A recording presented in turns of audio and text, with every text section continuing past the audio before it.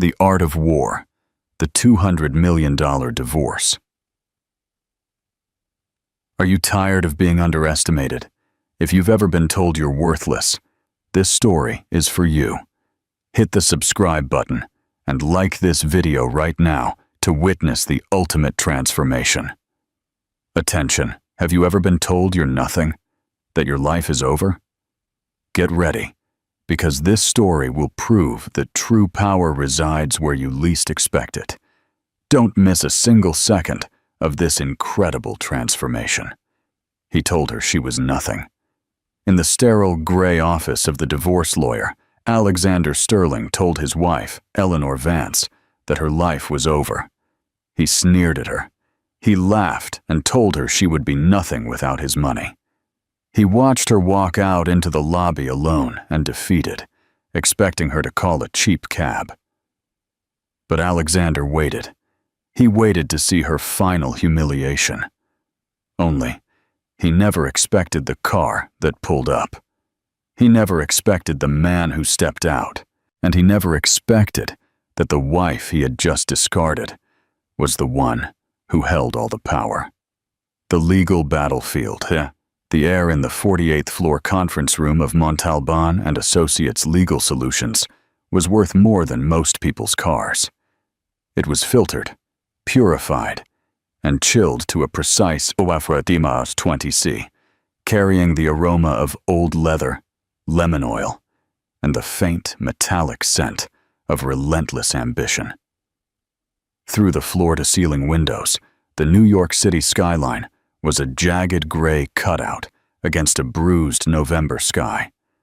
The silence in the room was a living entity, broken only by the rustle of expensive suit fabric and the soft click of a gold-plated pen cap opening and closing.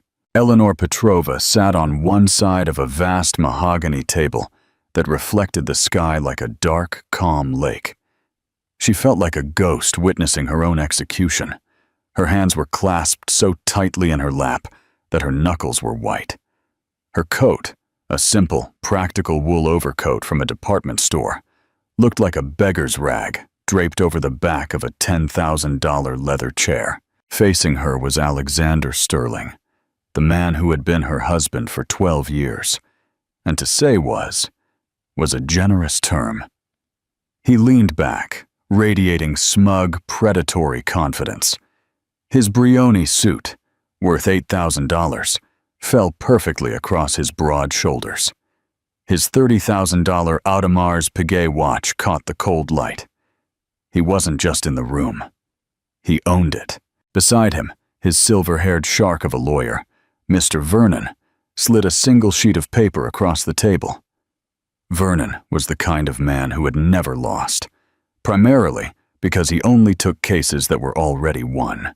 And by signing here, Miss Petrova, Vernon purred, his voice a soft, cultured baritone that belied the venom in his words. You acknowledge the one-time payment of $50,000 as a full, final, and irrevocable settlement of all claims for spousal support, present, future, and potential. You also waive any and all claims to Mr. Sterling's businesses, properties, assets, and private collections, as enumerated in Appendix A. Eleanor's own lawyer, a kind but spectacularly outmatched public interest attorney named Sarah Jenkins, flinched. Sarah's suit was polyester, and her briefcase was frayed at the corners. She looked, Eleanor thought with a pang of guilt, like a rowboat next to a destroyer. "Alexander, this is an insult," Sarah said. Her voice trembled slightly. $50,000! After 12 years, Eleanor supported your career. She managed your homes, your social schedule. She gave up her PhD to move to New York for your first big deal. Alexander let out a short, barking laugh that bounced off the wood-paneled walls. He leaned forward, tapping his gold Montblanc pen, a gift she had given him for their 5th anniversary, on the table. "She gave up what?" he scoffed, glancing at Vernon as if sharing a private joke. "That doctorate, wasn't it?" And what the hell was it, honey? He snapped his fingers, pretending to search for the word. Oh, yes, Florentine pigment studies. He turned his contemptuous gaze to Sarah. Are you kidding me? Let's be frank, Sarah. Who cares what kind of dirt they used to make the color blue 500 years ago? It's useless. Completely, utterly useless. Just like that art blog she runs. Does that even pay for the internet? He leaned back, spreading his arms. Let's call this what it is. Charity. I'm saving her. I got her out of a dusty, rent-controlled apartment in Boston and gave her a life she never would have dreamed of. She flew on private jets, wore designer clothes, which, by the way, I generously let her keep, and ate at restaurants where you can't even get a reservation. This $50,000, Eleanor, is a golden parachute. It's a gift. He gestured to the window at the city below. It'll get you a studio in, I don't know, the Bronx for a few months at least before you have to… What? Get a job? Can you even do that? What's the market rate for pigment study? Mr. Vernon smiled. Sarah went red with anger. You're a monster, Alexander, Sarah whispered. I'm a realist, Alexander retorted. His good humor vanished and replaced by ruthless coldness. She's 38 years old. She has no skills, no contacts. She has no market value. I'm giving her $50,000 more than she's worth. Now sign the paper, Eleanor. I have a 2 o'clock tea at the Greenwich Country Club with the Apex Investment Board, and I don't intend to be late. Eleanor's eyes drifted from his face, from the cruel, handsome twist of his lips to the large, abstract painting on the wall behind him. It was a terrible fake, a poor imitation of a Clifford still, all jagged edges, meaningless and soulless. It was a painting bought by weight, designed to impress clients who knew nothing about art, but everything about its supposed price tag. Alexander had bought it for $250,000 at a charity auction, bragging about it for weeks. Eleanor knew at a glance it was a studio replica worth maybe $1,500. She had never told him. He never would have believed her. She closed her eyes, and a sharp, unwelcome memory flashed into her mind. It was their 7th anniversary. She had just been offered a research fellowship at the Metropolitan Museum of Art, the culmination of her PhD work. She was euphoric. She told him over dinner at Per Se. Alexander hadn't even looked up from his phone. New York, he had said, scrolling. I don't do fellowships. Besides, I need you here. We're hosting the charity event for the new museum wing. You're in charge of the catering. Don't be selfish, Eleanor. Your little hobby can wait. It had waited. It had waited until it died. Eleanor, Sarah's voice was soft, tugging her back. We can fight this. We can subpoena documents. We can try to prove. Try. And how much will that cost, Sarah? Eleanor asked, her voice a dry rasp. It was the first time she had spoken in an hour. How many years? How many hundreds of thousands of dollars in legal fees I don't have? I'll work pro bono, me and him. Eleanor nodded toward Alexander. He'll bury you in motions until you're disbarred. He'll ruin your little firm for sport. He already has. She looked at her husband. You've already won, Alexander. You won the day you met me. Alexander's smile returned, wider this time. See? She's smart after all. Just sign, honey. Let's get on with our lives. Mine, at least, is going somewhere. Eleanor took the pen Sarah offered. It was a cheap plastic pen, the cap chewed on. She looked at the signature line. Eleanor Torres. With a slow, deliberate movement, she crossed out Torres. She wrote her name, the name she was born with, the name she had forgotten. Eleanor Petrova. The ink was black and definitive. There it is, Alexander boomed, clapping as he stood up like a conquering hero. It's done. Freedom for both of us. No hard feelings. He didn't wait for a reply. He gestured to Mr. Vernon, who was already packing an immaculate leather briefcase that cost more than Eleanor's entire settlement. "Send the final bill to my office. And Vernon, good work.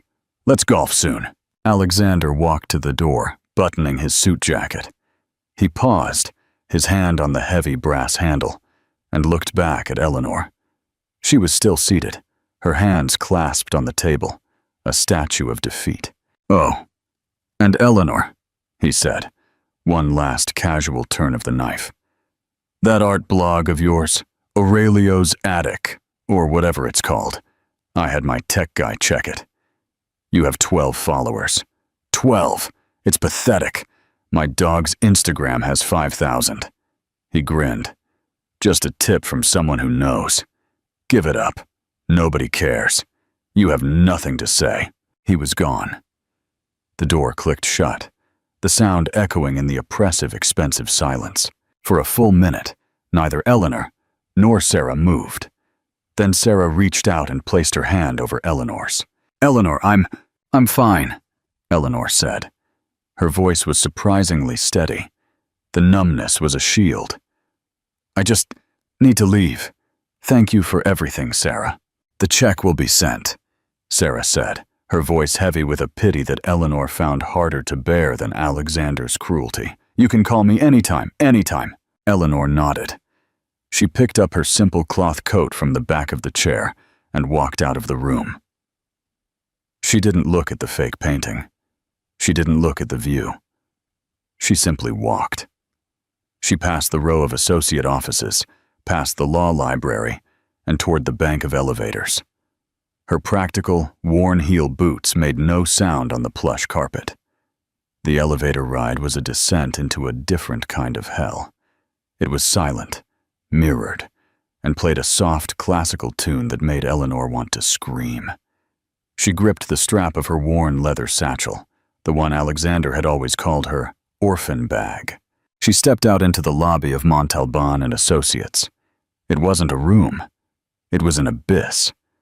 A 3-story atrium of white calicotta marble, polished steel, and uncomfortable-looking leather couches that nobody, in the building's history, had ever sat on. The only sign of life was a terrifyingly sleek receptionist, a woman who looked carved from ice, sitting behind a desk that resembled a fragment of a glacier. Her name, according to the small, severe plaque on her desk, was Miss Sloane. Miss Sloane looked up as Eleanor approached, her expression a perfect polite mask of disinterest, which was somehow worse than open mockery.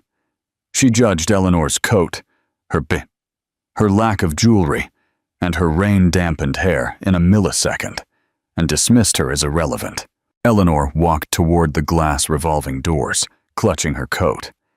It was raining outside, a heavy November downpour that turned the yellow taxis on Madison Avenue into frantic smudges.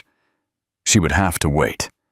She moved to the side, standing near a towering, leafless plant in a steel planter, trying to make herself as small and invisible as possible. She pulled out her phone. The battery was at 14%. She opened the Uber app. Her fingers trembled slightly. Connecting. The app spun and spun. The signal in the marble and steel canyon was terrible. No cars available. She tried Lyft. Connecting. Ding! Eleanor's heart stalled. She didn't have to look. She could feel the sudden magnetic pull of his arrogance sucking the air from her corner of the lobby. Alexander stepped out of the elevator bank, adjusting his perfect silk tie. He saw her. Of course he saw her. He had an animal's instinct for weakness, and she was broadcasting it on every frequency right now. He sauntered over, a lazy, satisfied smile on his lips. "Oh, still here? I guess it's hard to get a cab in this weather." Eleanor said nothing. She just stared at her phone. The useless spinning wheel. Come on," she whispered to the machine. "What's the plan, Eleanor? Eleanor?" He pressed her, clearly enjoying this. He was in no hurry. His tea appointment was a lie. It was pouring rain. This was his entertainment. He wanted to see the last pathetic scene of her defeat. Waiting for the subway? Hope you have a transit card." He laughed at his own joke. "Don't tell me you can't even afford an Uber." Eleanor's face flushed. She jammed her phone back into her bag, her eyes burning. This was the humiliation he had wanted. "Here," he said. Eleanor looked up. Alexander reached into his trouser pocket. He pulled out a thick wad of folded cash, his emergency money. He peeled off a single crisp $100 bill. He held it out to her, wiggling it between two fingers. Miss Sloane, the ICE receptionist, was watching now. She pretended to type, but her eyes were glued to the scene. "For the ride," Alexander said, his voice dripping false charity. "Call it a going-away present. Go on. Take it. You've earned something." This was it. This was the bottom. To be treated like a charity case. A beggar by the man she had spent 12 years building, 12 years supporting, the man whose entire public persona, the cultured real estate magnate, she had built from the ground up. She had taught him which fork to use. She had taught him the difference between a Monet and a Manet. She had written the clever speeches he gave at charity events, the ones that got him onto museum boards. And here he was, offering her taxi money. "I'm not waiting for a taxi, Alexander," she said, her voice low and tight. He blinked. His smirk faltered for a second. "Oh," he laughed, recovering. "Right. Who's picking you up? Is it your friend from the book club? What's her name? Judy? In her 20-year-old Subaru? That must be a fun ride back to wherever you're going." "Someone is picking me up," she repeated, her voice flat. She turned her back to him, looking at the rain-lashed glass. "Oh, a mystery," Alexander scoffed. He leaned against a nearby marble column, crossing his arms. He was settling in. "This is too good. The Great Escape of Eleanor Petrova." He pulled out his own phone, a new $2,000 model, and he started texting. He was probably writing to his new girlfriend, a 24-year-old fitness model named Skylar. "You won't believe this. The ex is in the lobby like a drowned rat." "Hilarious!" Eleanor closed her eyes. She focused on her breathing. Inhale. Exhale. She thought about what he had said. "Your blog, 12 followers. It's pathetic." He didn't know. He couldn't, not in his wildest dreams, comprehend it. Aurelio's attic was pathetic. It was meant to be. It was the perfect, injured academic cover for her real work. The work she did on a completely different, encrypted, invitation-only forum. The work she did as E. Petrova, the anonymous online analyst, who for the last 3 years had been the most respected and feared authenticator in the private art world. She thought of Aurelio, the anonymous user who had first contacted her. He had posted a high-resolution image of a supposedly 15th-century Dutch painting, asking for opinions. Experts from Sotheby's and the Met had declared it a forgery. Eleanor, from her kitchen counter in New York, had spent 72 hours analyzing the digital images. She had examined the chemical composition of the pigments, the crocolure of the varnish, the underdrawing. She had sent Aurelio a simple private message.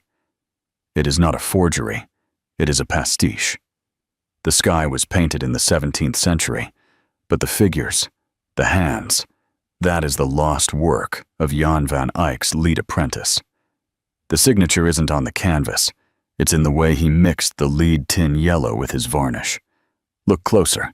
2 days later, she received a reply. "They looked. You were right.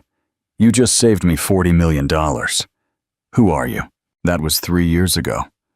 Her forum friend, Aurelio, had become her lifeline, a mind that matched hers, a man who, unlike her husband, listened.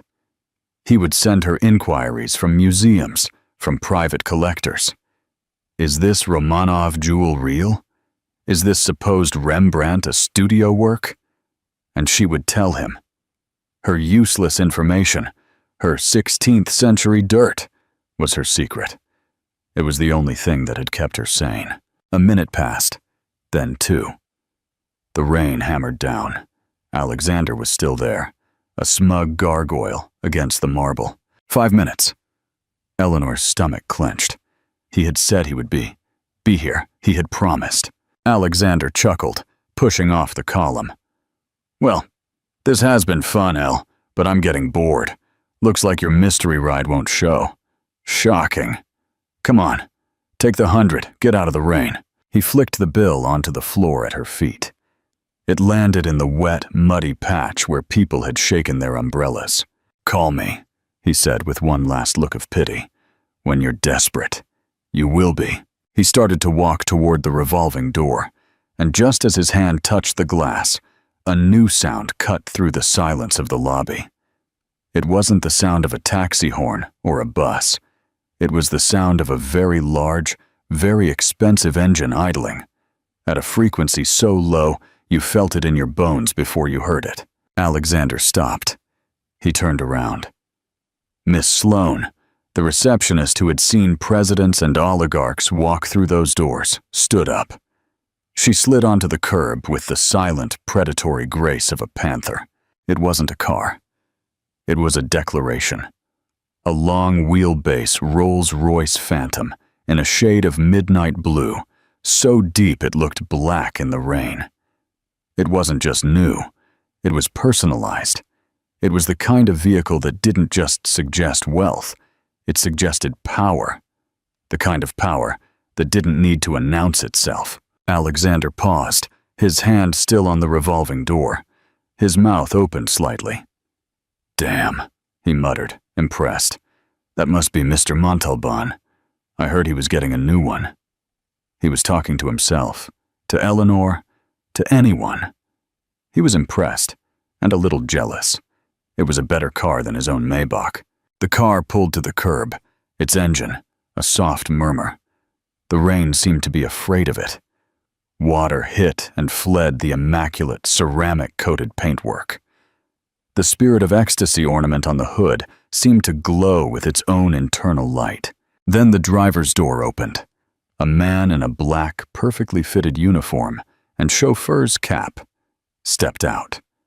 He was tall, with the physique of a former Special Forces operator, and he moved with almost military efficiency. He opened a large, reinforced black umbrella, the kind that could probably stop a bullet, and walked not toward the main revolving doors, but directly toward the side door where Eleanor was standing. Alexander, still frozen mid-exit, physically straightened. His confusion was quickly turning to shock. He wasn't there for Mr. Montalban. The chauffeur, Arthur, stopped exactly 3 feet from Eleanor. He was outside the glass. She was inside. He didn't speak. He just looked at her, and he gave a small, respectful bow. Eleanor nodded back. The knot of fear in her stomach dissolved, replaced by a deep, settling calm. She pushed the glass door open. Arthur immediately tilted the umbrella to cover her, shielding her from the downpour. He said nothing.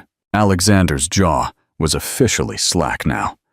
He watched as Eleanor, his useless, ruined ex-wife, was shielded by a private chauffeur from a $700,000 car. What the hell? Alexander whispered. But what happened next was what shattered his reality. The chauffeur didn't open her door. Instead, he turned and opened the back door, as if he had been waiting for a signal. And a man stepped out. He emerged from the car, not in a hurry, but with a deliberate, unshakable calm. He emerged into the pouring rain, as if the weather dared not bother him. He was tall, with dark, slicked-back hair. He wore no tie, just a dark gray cashmere turtleneck beneath a bespoke Loro Piana overcoat that probably cost more than Eleanor's entire settlement. His face was sharp, intelligent, and held an expression of such deep, focused intensity that Alexander felt a hit of genuine physical fear. He was a man who didn't just enter rooms. He claimed them. Alexander knew that face. His blood ran cold. He felt a prickle of sweat on his neck, despite the chill of the lobby. He knew that face from the most exclusive high-profile editions of Forbes and The Economist. He knew him from the whispers at billion-dollar conferences. It was Damian Valerius. The Damian Valerius, the reclusive, almost mythical founder of Valerius Logistics, the man who had revolutionized global shipping and data transfer, a man who bought and sold companies the way Alexander bought golf clubs, a man whose personal net worth was rumored to be in the 12-figure range, a man whose own firm, Sterling Realty, had been trying to get a meeting with. They had pitched a 15-minute presentation for 18 months to finance their new flagship development, the Sterling Tower. They had been turned down, ignored, and stonewalled at every attempt. What is happening? Alexander's mind was a screaming blank. Is he here for Mr. Montalban? Did he just see Eleanor? Is this a mistake? Damian Valerius ignored the rain, ignored the chauffeur, ignored the entire city of New York. His gaze, an intense, piercing blue, was fixed on one person, and one person only. Eleanor walked toward him. The chauffeur, Arthur, stayed by the car. Alexander, his mind racing and failing, stumbled forward. He was a networker, a shark. This was an opportunity. He didn't know what it was, but his instincts, however stunned, screamed at him to do something. "Mr. Valerius!" he shouted, pushing through the door into the rain, his Brioni suit instantly darkening. He trotted a few steps, a desperate, fawning smile on his face. "Mr. Valerius, Alexander Sterling of Sterling Realty, I've been sending my proposal to your office for—" Damian Valerius didn't even turn his head. He didn't slow down. He walked straight past Alexander, as if he were street furniture, a lamppost, a fire hydrant. He stopped in front of Eleanor. A small, almost imperceptible smile touched the corners of his mouth. It was a smile of such genuine warmth and respect that it transformed his severe face. "Eleanor," he said. His voice was a soft, cultured baritone. "I trust everything is concluded." Eleanor let out a breath she felt she had been holding for 12 years. The tension drained from her shoulders. The shame, the humiliation, the coldness of the lobby, all of it evaporated. "Yes, Damian," she said, her own voice steady and clear. "It's done." "Good," he said. He gestured toward the open Rolls-Royce door. "Then let's get you out of this rain. Your new life awaits." My life!" This was Alexander, stammering, his brain on fire. He was drenched now by the rain, his expensive hair plastered to his forehead. He looked pathetic. He was standing in a puddle, his $2,000 Italian leather shoes ruined. "Eleanor, you know Mr. Valerius?" This time Eleanor turned to look at him. She looked at this man who had called her useless, who had flung a $100 bill at her feet. There was no anger in her eyes, no hate. There was only pity, a cold, distant pity. "You never listened to me, Alexander," she said, her voice quiet but audible over the rain. "You never once asked about my work. You only laughed." "Your work?" he sputtered. "Your blog, what does it do, like—" It was then that Damian Valerius finally acknowledged Alexander's existence. He turned his head slowly, his blue eyes narrowing. His gaze wasn't a look, it was a physical force. It was the look a biologist gives a sample under a microscope just before dissection. He looked Alexander Sterling up and down, from his soaking suit to his terrified, confused eyes. "Mr. Sterling," Damian said, his voice dropping 10 degrees. "Alexander, bright and desperate. Yes, Mr. Valerius, we should talk. You are the man who called my chief curator's research 16th century dirt." Alexander's mouth opened, but no sound came out. He just stared. "Chief curator, you are the man," Damian continued, his voice lethally soft, "who dismissed the most brilliant mind in pigment analysis and art forensics I have ever encountered as a housewife." He took a step closer. Alexander, a man who intimidated everyone, involuntarily stepped backward. "And you are the man who—" Damien's eyes flickered to the damp $100 bill lying on the pavement near the door. "Just tried to give a parting gift to a woman who, as of 9:00 a.m. this morning, has a $200 million research and acquisition budget." Alexander was white, shaking. "The $200 million, Eleanor," Damien said, turning his back entirely on Alexander. A final, brutal dismissal. "We'll be late for the flight." He placed a gentle, respectful hand on the small of Eleanor's back and guided her toward the car. Arthur, the chauffeur, held the door. Eleanor paused for only a second. She looked at the shell of a man on the sidewalk, a man drowning in a puddle of his own arrogance. She said nothing. She got into the car. Damien followed her, seating himself beside her. Arthur closed the door. It made a sound like a bank vault ceiling. A heavy, satisfying thunk. Inside was only silence. The car pulled away from the curb, its motion so smooth it seemed to float. It joined the traffic on Madison Avenue and was gone in seconds. Alexander Sterling stood alone on the sidewalk in the hammering rain, facing the ICE receptionist, Miss Sloane, who had seen it all. He still held his useless phone. He looked at the $100 bill on the wet marble. Never in his entire life had he felt so small. The interior of the Rolls-Royce wasn't an interior. It was a sanctuary. The rain lashing the city just inches away was completely inaudible. There was only the faint scent of old leather and new technology, and the soft, warm glow of the internal lights. Eleanor leaned her head back against the luxurious leather and closed her eyes. "Are you all right, Eleanor?" Damien asked. His voice was soft now, all the ice reserved for the man on the curb. "I am," she breathed, opening her eyes. "I am free." "I apologize for your ordeal," he said. "He is a spectacularly small man." "You have no idea," Eleanor murmured. She looked at him, the man she had known for 3 years, but had only seen in person twice. "Are you sure you want me for this, Damien? After seeing where I come from?" Damien turned in his seat to face her. "Eleanor," he said, his expression serious. "Let me be precise. 3 years ago, I acquired a 15th century Dutch painting at a private auction. My own experts, the best from the Met and the Rijksmuseum, were convinced it was a later period forgery. The provenance was a disaster. They told me I had wasted $40 million. He paused, a hint of a smile. "Then I found an anonymous online forum for art historians, and I found a user named E. Petrova. She was in a heated debate with an Oxford professor about the use of azurite in early Renaissance works." "I remember," Eleanor smiled.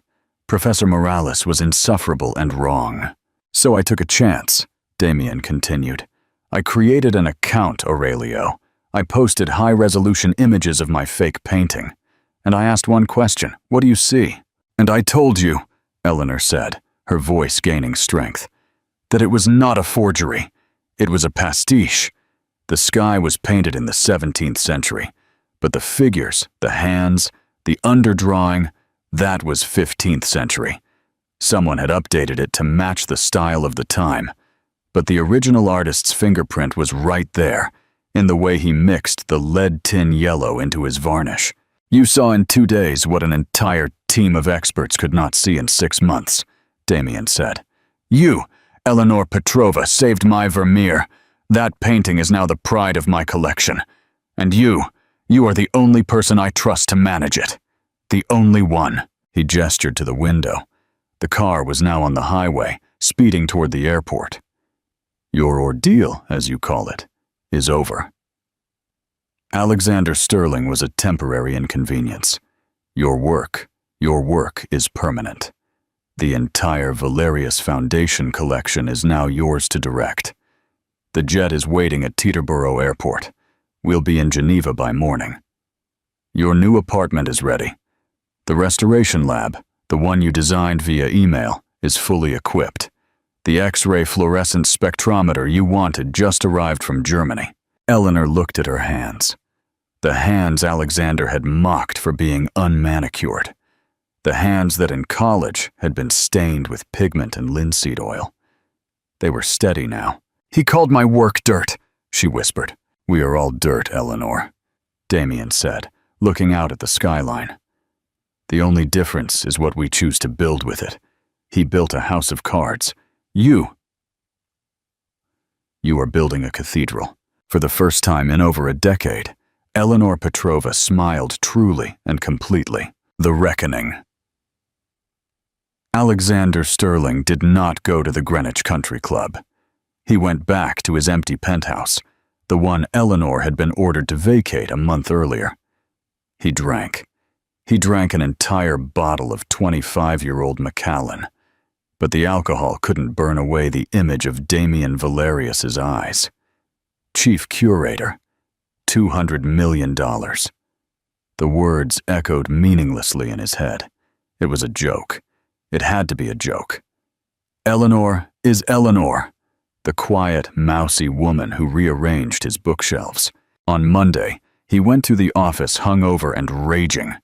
He barked at his assistant. "Get me a meeting with Damien Valerius now.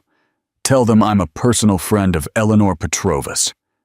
His assistant, a sharp young woman named Chloe, looked confused. "Eleanor Petrova, sir? Isn't that—" "Just do it!"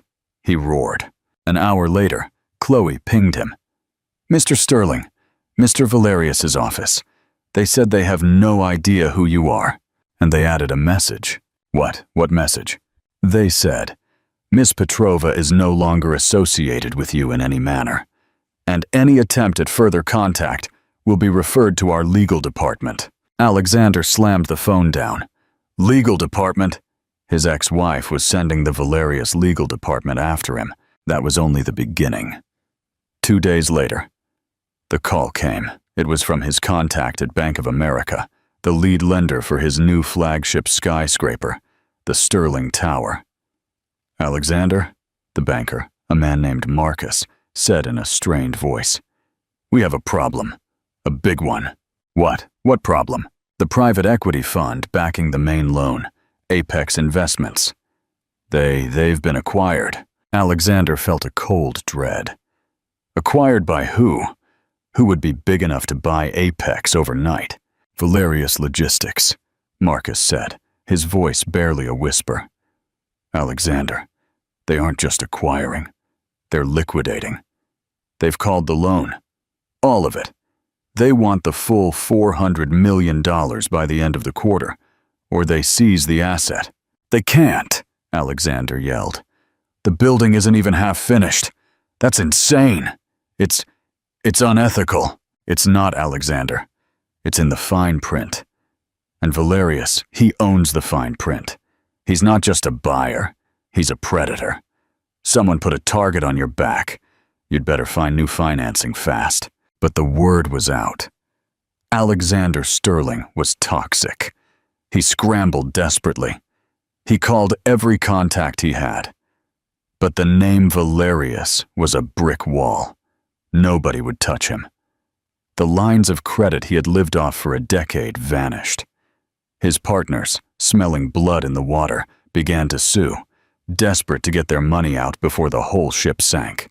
He was in his office 3 weeks after the divorce, when the terrifying, complete realization hit him. He was looking at a photo from a company party 5 years ago. He was in it, arm around a politician, champagne glass in hand. And in the background, by the buffet, was Eleanor. She was on her laptop, always on that damn laptop. He remembered that night. He had been loudly bragging about how he had creatively leveraged the Apex Holdings deal, how he had hidden the risk in a series of offshore accounts. He thought she was just checking email. "He told me she was a specialist in useless information. He said she paid too much attention to boring details." His blood turned to ice. He staggered to his desk and opened his own financial records, the account numbers, the deadlines, the shell corporations. She hadn't just been listening. She had been documenting. He thought of Aurelio, her forum friend, the man she had been talking to with religious devotion for years. It was him. It was Valerius. She had been talking to him all along. She hadn't just known him. She hadn't just met him. She had been feeding him the intelligence. She had handed Damian Valerius the knife, and he had gleefully used it to cut Alexander's financial arteries. The divorce settlement, the paltry $50,000. It wasn't an insult. It was a distraction. She didn't want his money. She wanted to watch him burn. Alexander Sterling, the man who prided himself on seeing every angle, had been played. He hadn't been divorced by a mousy housewife. He had been surgically dismantled by a master strategist. Here is where the story turns. Have you ever underestimated someone for paying attention to boring details? Do you think the better weapon is patience or information? Let me know your thoughts in the comments. And don't forget to hit the like button if you're enjoying the downfall of the arrogant Alexander. The masterpiece revealed 6 months later, Alexander Sterling was a ghost, a whisper. The name on the half-finished, rust-stained skeleton of the Sterling Tower had been covered by a massive banner that simply read, "Future site of Valerius Data Center." His firm was bankrupt. His penthouse sold at a humiliating loss to pay creditors. His Maybach was repossessed. His 24-year-old girlfriend Skylar had vanished the moment his Amex card was declined. He was living in a short-term rental in the Upper East Side, a place he once would have flown over with contempt in his helicopter. He had sold his Rolex and his Audemars Piguet.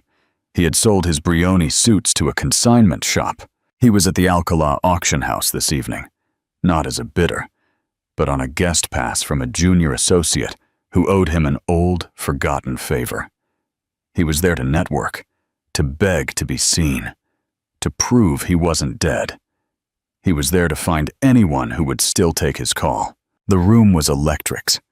The centerpiece of the auction was a recently rediscovered masterpiece, The Calling of St. Peter, attributed to a minor follower of Caravaggio, but rumored, in the art world's most elite gossip, to be by the master himself. Alexander stood at the back, next to the champagne bar, sipping a single complimentary glass. He looked haggard. His suit was off the rack. He was invisible, and he knew it. Bidding was frantic. A blur of paddles from collectors in the room and flashing lights from the telephone banks, representing anonymous global billionaires. 51, 53 million, shouted the auctioneer, a man named Simon. 55 from the front row, 65 from the phone, 75. The bids climbed, each one a hammer blow. $90 million from the bidder in London. I hear 95. 95. A call came in from another phone bank. $95 million. Once. Twice. 100 million. 100 million. The voice didn't come from a phone. It came from a new bidder who had just signaled. The entire room turned. It was a representative from the Metropolitan Museum. The bidding war was now a blood sport. The London phone bank countered. $105 million. Sold! The auctioneer yelled, banging his gavel after a tense, breathless pause. Sold for $105 million to the anonymous bidder on telephone line 4. A ripple of applause. Alexander only felt numbness. It was money he couldn't even comprehend anymore. And now, the auctioneer, his face flushed with excitement, continued. To speak on the painting's future and its thrilling new home, we have a representative from the purchaser, the Valerius Foundation. Alexander's heart stopped. A woman walked from the wings onto the stage. It was Eleanor, but she was not the Eleanor he knew. This woman was a different being. She wore a simple, impossibly elegant dark blue acris suit. Her hair was pulled back into a severe, professional bun. It highlighted her intelligent eyes. She wore no jewelry, save for a discreet watch. She radiated an authority so profound the entire room fell silent. She walked to the podium, and her voice, clear and confident, filled the room. "Thank you. On behalf of the Valerius Foundation, I am thrilled to announce that the calling of St. Peter, which our research has definitively confirmed is a lost early Caravaggio, will be the new centerpiece of our public wing in Geneva." The room erupted.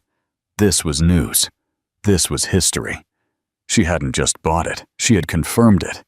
She was the story, following a 6-month restoration, she continued, which I will personally oversee. The painting will be unveiled to the public, free of charge, for all to study and enjoy. The applause was deafening. Curators from the Louvre, the Prado, and the Getty stood up.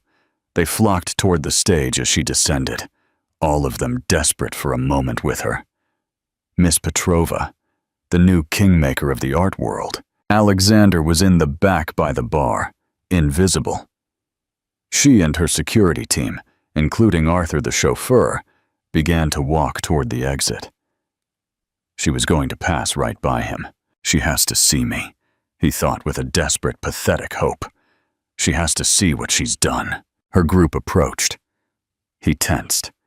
Eleanor was in deep conversation with the director of the National Gallery, her face animated as they discussed X-ray tomography. She was 5 feet from him. She walked past. She did not stop. She did not slow down. She did not look. Her eyes never wavered. It wasn't that she looked at him and dismissed him. That would have been something. That would have been a connection. No, she didn't see him at all. He was nothing to her. A piece of wall. A shadow in a room full of light. Eleanor Petrova walked out of the Alcala auction house, her heels clicking decisively on the marble floor, leaving Alexander Sterling alone in the ruins of the life he thought he owned. A year later, the Value of Truth, Geneva, Switzerland. The Valerius Foundation Restoration Lab, located on the top floor of a glass and steel building overlooking Lake Geneva. It wasn't a room. It was Eleanor Petrova's mind made manifest. The air wasn't air. It was a carefully curated atmosphere, humidified to a precise 45%, filtered of all contaminants, and kept at a constant 70. The silence wasn't an absence of sound, but a presence. The soft hum of the high-powered ventilation, the quiet click and whir of the X-ray fluorescence spectrometer, the rustle of the climate control systems. Eleanor, wearing a crisp white lab coat, was bent over a large 16th-century painted panel. To the untrained eye, it was a competent, if uninspired, portrait. Titled The Duchess of Orleans at Prayer, it showed a pale, pious woman, her eyes modestly downcast. In a word, boring. But Eleanor was not looking at the surface. Beside her, an 8K high-resolution monitor showed what her XRF spectrometer was seeing, and what it saw was a ghost. Beneath the dull browns of the Duchess's dress, beneath the pious flesh of her face, another painting screamed to be seen. A secret, defiant act of creation by a female artist, Marina, whose name Eleanor had found on a single, dissensive shipping manifest from Milwaukee. Her work had been deemed too bold and had been unceremoniously painted over by a male apprentice. Eleanor wasn't just restoring a painting. She was performing a resurrection. The pneumatic door to the lab hissed open. Damien Valerius walked in. He held 2 coffee cups. He placed one on the sterile steel counter, a safe distance from the workspace. "How is she today, Eleanor?" "She's angry," Eleanor murmured, not looking up from the monitor. He used cheap, unstable azurite to cover her sky. The fool was so rushed to erase her that his work is cracking. Hers is as stable as the day she painted it. "A common theme," Damien said, sipping his coffee. "Insecure men in a hurry." He sat on a stool watching her. Theirs was not a romance. It was an alliance of 2 minds operating on the same frequency. After a long moment, Damien set down his cup. I received the final report from the SEC on the Sterling case this morning. It's officially closed. Eleanor's hand, which was adjusting the focus on the spectrometer, didn't shake. But it paused for a second. He has been disbarred, Damien continued, reading from his tablet. From trading, for life. Disbarred from sitting on any board. The final asset seizure is complete. They took everything. Eleanor finally turned. Her eyes were clear. There was only finality. Good, Damien observed her. There is something I've been meaning to ask you. I was talking to the lead investigator. He told me the anonymous submission that started it all was called the Rosetta Stone of white-collar crime. Eleanor took a sip of coffee. She said nothing. He told me, Damien continued. It was the most perfect self-contained data set he had ever seen. Not just accusations, but evidence, timelines, offshore account numbers, coded transaction records from his private ledger. Details so boring that no one but an accountant would have looked at them, and even then, they'd need a key. He looked at her directly. The file that broke the case was an encrypted spreadsheet. It perfectly cross-referenced every illegal transfer with Alexander's public calendar, his private travel receipts, and even his restaurant reservations. Eleanor's mind flashed back. A Tuesday night 4 years ago. Alexander drunk on scotch at his huge, ostentatious desk. He had been laughing on the phone.